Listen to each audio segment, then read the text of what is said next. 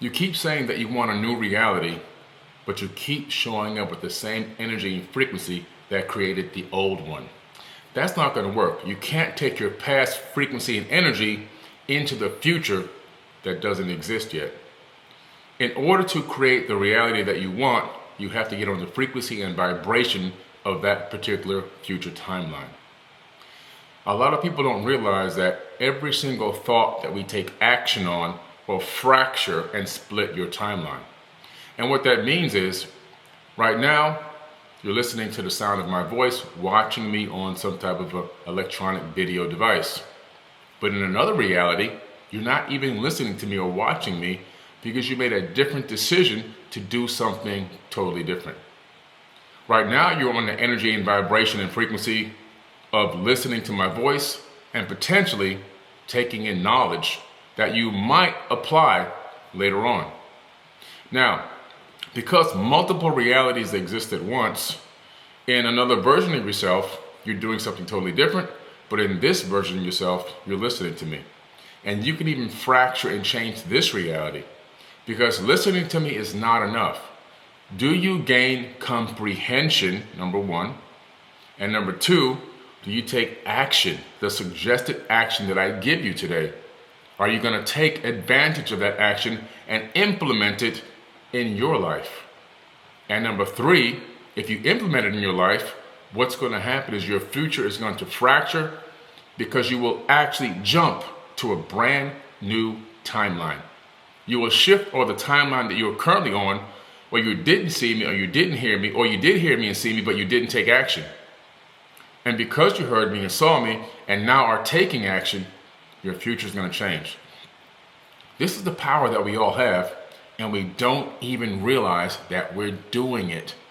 We are creating new realities and new timelines on a moment-by-moment basis based on the principle of cause and effect. One of the most ancient universal principles that are known inside the ancient Kemetic principles, which later became the Hermetic principles. This principle states that every conscious thought that you act on, that you put energy into, or a frequency emotes from you, it will give you an actual result. You will get a consequence from those actions. It could be a good consequence, or it can be a bad consequence, but you're guaranteed to get a result or a consequence. And this means that if you listen to me today and you want to change your reality, you have to shift your frequency and vibration. And this action that I give you, if you act on it, you'll see that you will shift timelines because you will rendezvous with a new version of yourself and new outcomes that will unfold based on the decisions and actions that you take in the moment of now. This new awareness of your ability and power can change everything forever. Most people go through their entire lives not even having the awareness or the understanding that they have this power. Most people don't even believe that they can transform into anything but accept what they've been programmed to believe. Now, how does this work exactly? Let's take a look at it. If you understand that everything in the universe is vibrating, everything is in motion, everything is giving off a frequency, right? Your conscious thoughts are also creating a frequency measurable with an EEG cap. We can put that on your head with sensors on it.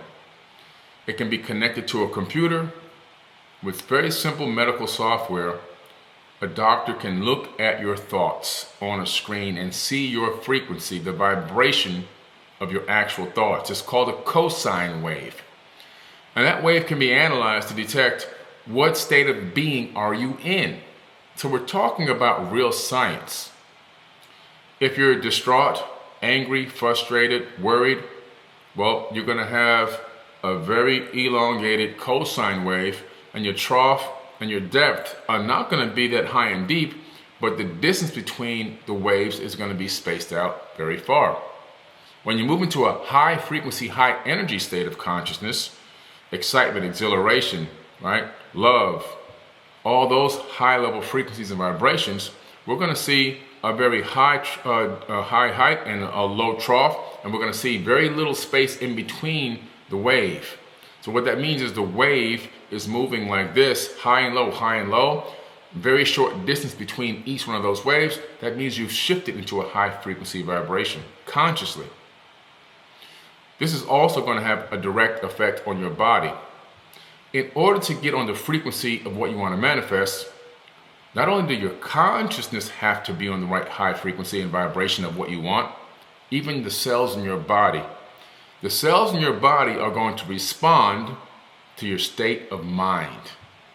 Your state of mind is going to have a huge impact on how you get into the frequency, sustain it, hold it, and vibrate there. Because your cells will celebrate at the state of mind or consciousness that you're in. We know this because doctors have observed people in a laboratory setting that are consistently depressed, angry, frustrated, in a bad mood, or worried. We know through general science and general medical history that when you're in those states of mind for a very consistent or long period of time, the body releases high levels of cortisol, which is the stress hormone. You gain weight around the belly. It creates hardening of the arteries. Some people actually have heart attacks. Some people have strokes. You get high blood pressure. You get all these diseases which turn into diseases because of your state of mind, which then directly affects the physiological effects of the actual physical body. So this can affect your actual body. Your conscious thoughts can affect your body. Your state of being can affect your physical body. So you can have all the right things going on in your mind in terms of what you're thinking that you want to manifest and the reality that you want and things you want to create and the outcomes that you want to see in your life. But underneath that, if you are still suffering from low vibrational thoughts, ants, automatic negative thoughts, right? If you're suffering from the high levels of stress, depression, anger, frustration, fear, anxiety, that's going to resonate through the physical body. Now, as this resonates through the physical body, your mind is thinking the things that you want to manifest and create. And you, man, I'd love to be able to do this. I want to be able to do that. And I'm going to create this in my life. But underneath that, you have these low vibrations operating in your conscious and your subconscious. And that's directly affecting the physiology of the body. So the body and the cells are not celebrating to the manifestation frequency of what you're trying to create. So your thoughts are kind of in alignment, but your subconscious and your physical body are out of alignment. And so now you have a conflict of vibration and frequency, and it's preventing you from manifesting and creating the reality that you truly want. So what does that mean? It means we have to understand how we are directly affecting ourselves by really being dishonest with ourselves about how we truly feel. You know, many years ago, I went to this sales training course. And this sales training course is all about the art of closing and how to meet and greet people, cold calling, cold sailing. In other words, you just walk up to somebody or walk in someone's office and you're hitting them with a pitch, boom, and you're trying to sell them something.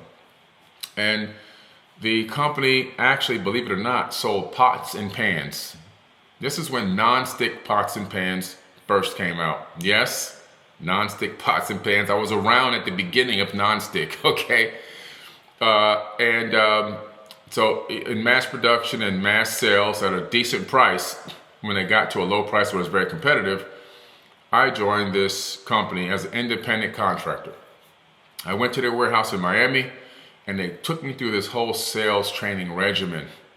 And what we would do is we would literally get a list of companies inside of tall high rises down in Miami, downtown.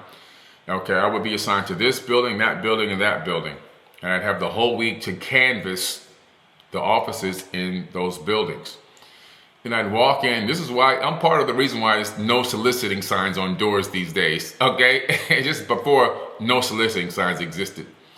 And I'd go into these offices, and the receptionist would be there, and I'd walk in with a couple of my pots and pans and an order sheet, because this is pre-internet, guys and gals.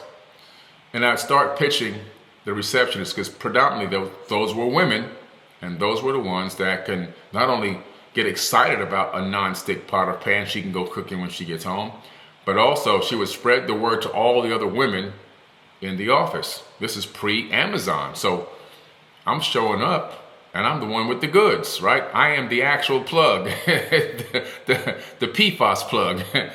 And so people were really excited about it.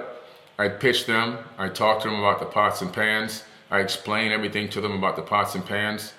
And my energy was so high, it would get them excited. And when the first thing I would do when I walked in, I would say, "Hey, how are you? How you doing today?"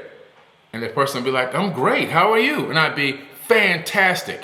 We were trained to always say fantastic with enthusiasm and energy.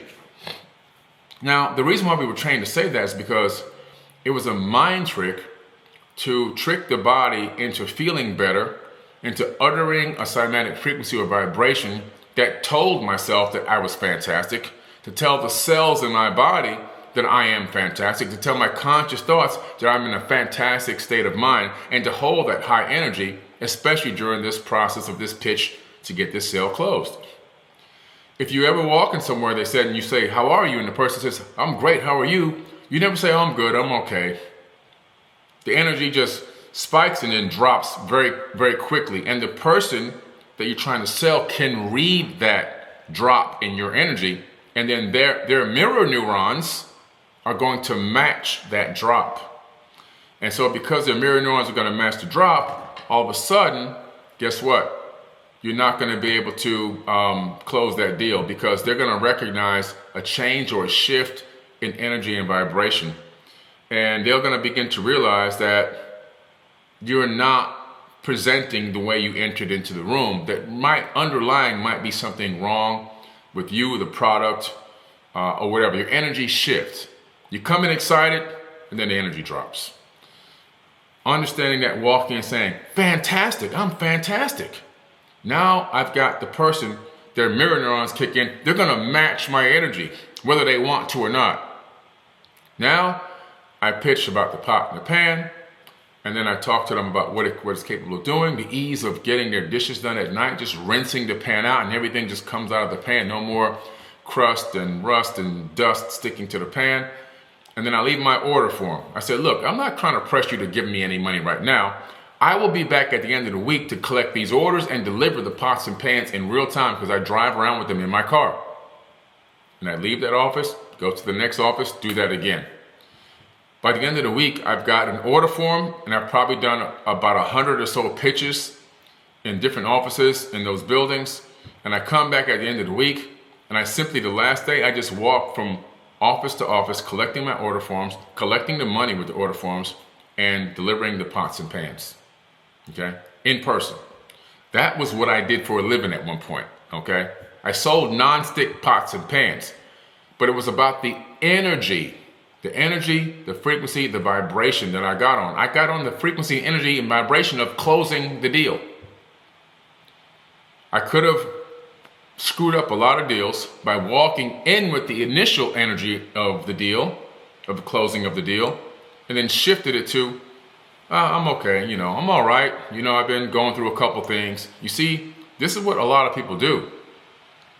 They'll have the right intentions, but then they'll acquiesce to the lower vibration. Because there's this, I don't know if it's this default mechanism to want to slip into a victim mentality for attention and affection, or what you may be missing as a person. But you have to override that. When you're trying to manifest, you have to override it. For me, I needed to manifest closed deals. I needed to manifest revenue. I needed something, an energy exchange for my actions that I was putting out, because my family depended on it. I had a brand new baby boy, right? At the time, my son was actually a baby. He didn't even reach toddler stage yet. That means I need diapers, my wife at the time, unfortunately, could not breastfeed long term. So that means I needed food for the baby, and everything else. And so it took a lot. lot. It took a lot of energy to go out there and do this type of a job. But guess what? Because I came in on the vibration and frequency of closing the deal, understanding the art of closing and maintaining and sustaining that energy, the vibration that it takes to get it done, I was extremely successful. I was so successful that eventually I found out how to buy these pots and pans wholesale myself and just started my own company and dropped my independent contractor relationship and just was doing it for myself directly. Keeping another percentage of the money, cutting out the middleman, and doing it all myself, right? But this is about how do you create your reality. I created my reality. What reality did I need to create? I needed to create the energy or the frequency of abundance. And in that particular field of work, the abundance only came from closing the deal. If I spent all my energy going door to door in all these high rises and I didn't put out the right vibration, at the end of the week, my family was going to starve. I had a very high incentive to make this happen. Sometimes we need a high incentive to sustain the right vibration and the right frequency. Sometimes we need an incentive to be able to utilize these techniques in the right way. And the incentive for me is always people are relying on me. It's not just me. I have people, human beings with flesh and blood, relying on my results. And if I fail, everyone fails. And I take that seriously. When I used to play basketball, I was a great free throw shooter. My free throw shooting percentage was 95%. 95%. One of the highest in my county and one of the highest in the region. And why was that? What was the technique I used for shooting free throws? It wasn't just, of course, the practice, because everyone practices. Everyone's working on their form on a consistent basis. Everyone's visualizing the ball going through the net. Yes. There was one more caveat that I added to my free throw ritual. Because, you know, people have free throw rituals when you're playing basketball. You see when you watch pro basketball, you see people have their different things that they do at the free throw line. These things that help them in their mind make the shot. For me, this is going to sound dramatic. I envisioned that if I missed my free throw, my firstborn would be unalived. Now, I know that's pretty dramatic, but for me, it put my mind in a whole different state of being. And I knew that every a specific part of this free throw, the form from the bottom of my feet to the top of my hand to the release to the flip of my wrist, it had to be perfect. The arc had to be perfect. The touch had to be perfect. Everything had to be perfect. Or, in my mind, my firstborn would be unalived. That would spark something in me to execute at the highest level. I would get on the frequency and vibration of making the shot because there was no other option. It was life or death in that moment. Now, that might sound extreme to you, but you got to do whatever it takes to get yourself to that level up here. And for me to break through and achieve that, that's what I used to do. And so when my team got into tough situations, I was the one that was sent to the free throw line. Technical fouls, end of the game situations, I have the ball in my hand to go get fouled so I can get to the free throw line because they knew there's a high probability I will manifest making that shot. But my technique was all up here in my mind. It was about the vibration and frequency of making the shot. So, you see, when you're talking about getting on the vibration, we're not talking about specifically money all the time. It's anything that you need to create or manifest within your timeline. It's about understanding that everything in your timeline that directly affects you in your life is all about getting on a frequency or vibration. So that's why I started the Forbidden Knowledge Academy. In there, we have incredible leadership. We have an incredible coaching team, and we have myself mentoring you along the way. Along with that, 1,200 leaders are in there as well. to help guide you, support you, and hold you accountable. We're going to help you become the best version of yourself by teaching you these methods and many others in over hundreds of hours of incredible teachings and modules and classes that are going to help you learn everything you need to know about manifesting your best reality, building legacy, ancient spiritual techniques, manifestation, and of course, metaphysics. So, click that link in the caption of this video or audio, or click the link in my bio and make sure you join the Forbidden Knowledge Academy today.